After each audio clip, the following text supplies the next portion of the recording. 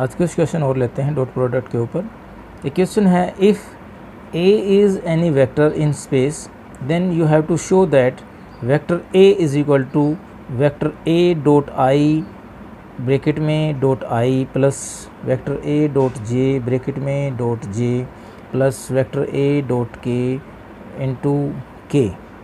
अब आपको ये बता रहा है कि कोई एक वेक्टर है ए, आप उसको इस फॉर्म में लिख सकते हो। तो हमने मान लिया एक वेक्टर ए जो है वो क्या है, एक्स आई प्लस वाई जे प्लस जेड के, हमने ये वाला मान लिया। तो अगर ये वेक्टर है तो ए डॉट आई, यहाँ पे देखिए पहले पार्ट में दिया हुआ ए डॉट आई, आपके पास क्या आएगा, ए डॉट आई आपने निकाला तो क्या आया, एक्स आई प्लस वाई जे प्लस जेड के को आपने डॉट आई से प्रोडक्ट किया तो क्या आ गया, एक्स आ गया।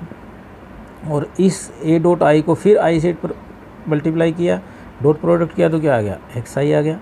Similarly A dot J dot I हमने निकाला तो क्या आ गया, वाई जे आ गया। और ए डॉट के इंटू में के निकाला तो जेड के आ गया। अब इन तीनों को अगर हम इधर से ऐड करते हैं, ए डॉट आई आई प्लस ए डॉट जे जे प्लस ए डॉट के, तो आपके पास क्या बन जाता है, एक्स आई प्लस में वाई जे प्लस में जेड के। और यही आपने ऊपर अज्यूम किसके बराबर किया है, वेक्टर ए के बराबर किया है, तो ये क्या आ गया, वेक्टर ए आ गया। ठीक है, एक प्रॉब्लम और लेते हैं।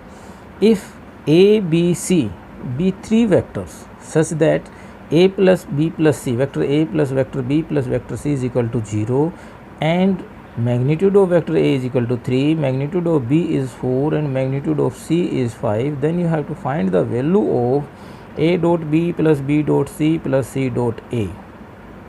अब हमारे पास गिवन क्या है, A प्लस बी प्लस सी, तीनों वेक्टर का सम कितना दिया हुआ है, 0 दिया हुआ है।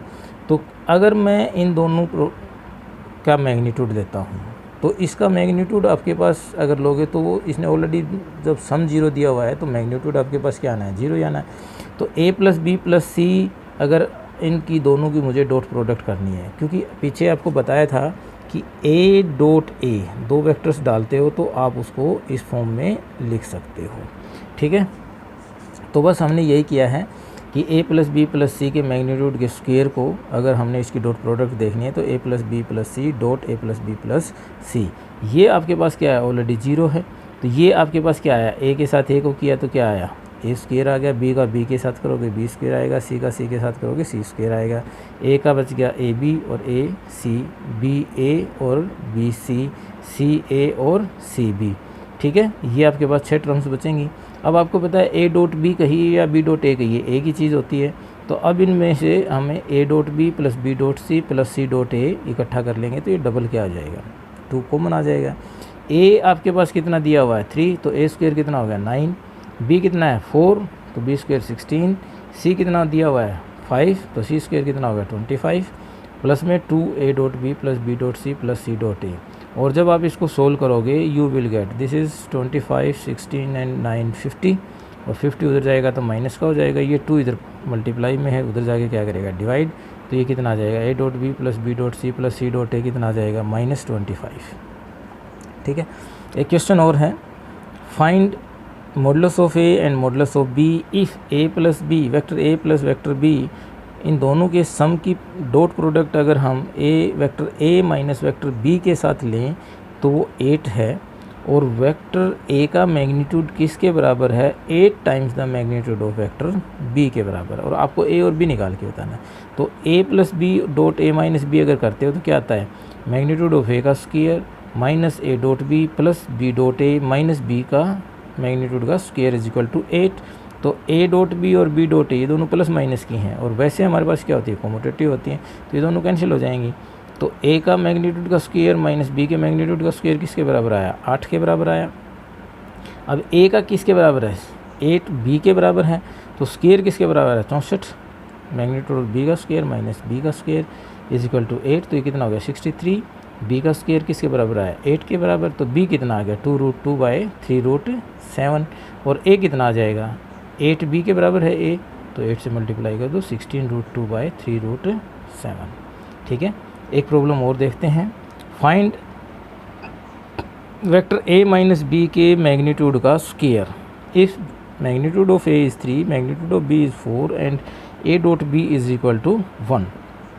तो जैसे ऊपर हमने किया था वैसे ही हमने करना है, फाइंड ए माइनस बी इसके मैग्नीट्यूड का स्क्वायर किसके बराबर आएगा, a minus B dot a minus B, और ये क्या आएगा a स्क्वायर a का मैग्नीट्यूड का square minus a dot b minus b dot a plus में b के मैग्नीट्यूड का स्क्वायर।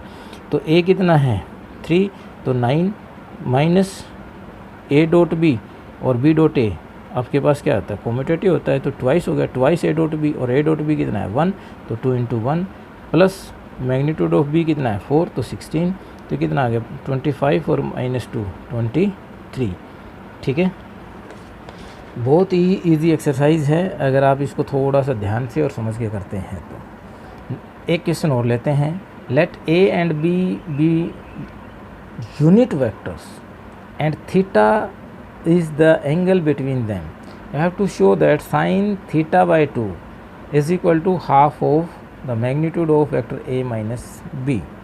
अब उसने बोला है वेक्टर a और b क्या है, यूनिट वेक्टर, मतलब इनका मैग्नीट्यूड क्या है 1 है। तो हमने यहाँ से ये हिंट ले लेना है कि ये जो चीज़ दिया हुआ है a vector a minus vector b का जो मैग्नीट्यूड दिया हुआ है कुछ ना कुछ यहीं से मिल सकता है हमें। तो हमने क्या किया, vector a minus vector b के मैग्नीट्यूड का स्क्वायर लिया और उसको हमने सोल्व किया a minus B dot a minus B. जब इसको आपने सोल्व किया तो आपको मिलेगा मैग्नीट्यूड ऑफ a का square plus magnitude of b का square minus 2a dot b। ठीक है, a का मैग्नीट्यूड कितना है 1 क्योंकि यूनिट वेक्टर है, b का मैग्नीट्यूड कितना है 1 क्योंकि ये भी यूनिट वेक्टर है, माइनस 2a डॉट b क्या होता है भाई, magnitude of a magnitude of b cos of theta, ऐसा ही होता है। तो 2 ये मतलब फॉर्मूला था पीछे, तो 2 magnitude of A magnitude of B cos of theta. तो ये कितना आ गया 1 प्लस 1 क्या हो गया 2, 2 magnitude of 1 A 1, this is also 1, तो cos theta 2 cos theta, 2 common ले लिया क्या आ जाए 1 माइनस कोस थीटा, और 1 माइनस कोस थीटा इसके बराबर होता है 2 साइन स्क्वायर थीटा बाई 2। पीछे फॉर्मूला था +1 क्लास में आया हुआ था, तो यहाँ से कितना बन गया 4 साइन स्क्वायर थीटा बाई 2। ठीक है, और आपने क्या निकालना है साइन थीटा बाई 2, तो इसका स्क्वायर रूट करोगे आप दोनों तरफ, taking square root both side, you will get sine theta by 2 is equal to 1/2 magnitude of a minus b। Thank you.